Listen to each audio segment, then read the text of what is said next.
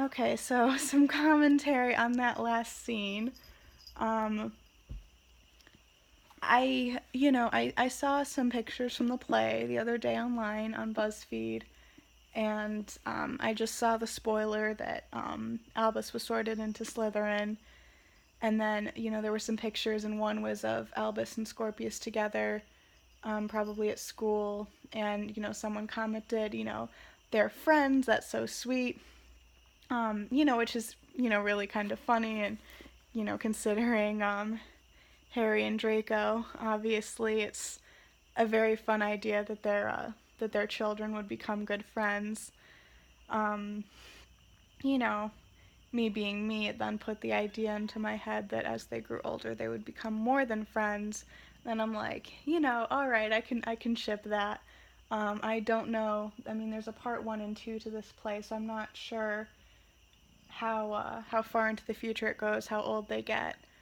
But after that scene, I am like shipping them so hard, and I it's August 3rd today. It's 10:45 p.m. on August 3rd. So this has been out for several days. It came out on the 31st, and I'm sure that if there did become a romance between Scorpius and Albus when they became older than 11, old enough to have something like that, I'm sure that that would have gotten out on the internet. I'm sure I would have seen something about it, even just like an article saying, oh, major spoilers, but we have to talk about this.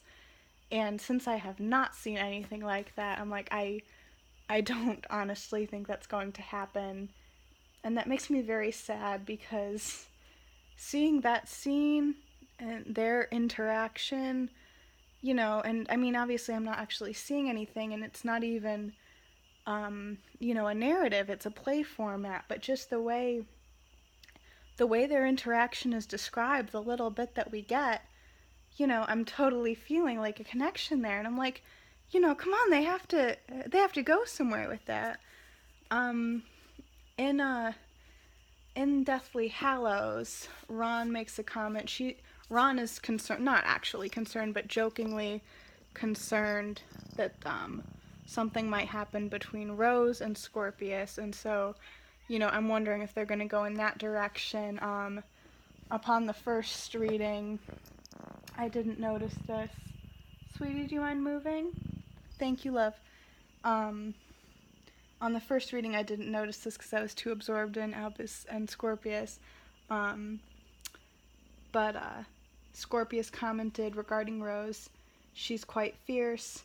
Yes, sorry. No, I like it.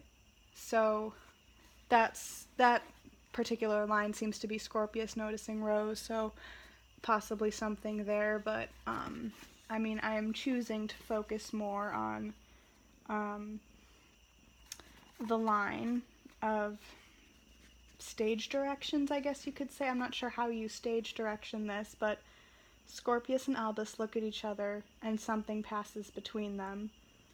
You know, what passes between them? I mean, they seem to have a connection right away because, you know, Albus goes right into the compartment and he doesn't want to leave. He meets Scorpius and he's like, he wants to stay here. Um, and poor Scorpius, he's all by himself and he's being awkward.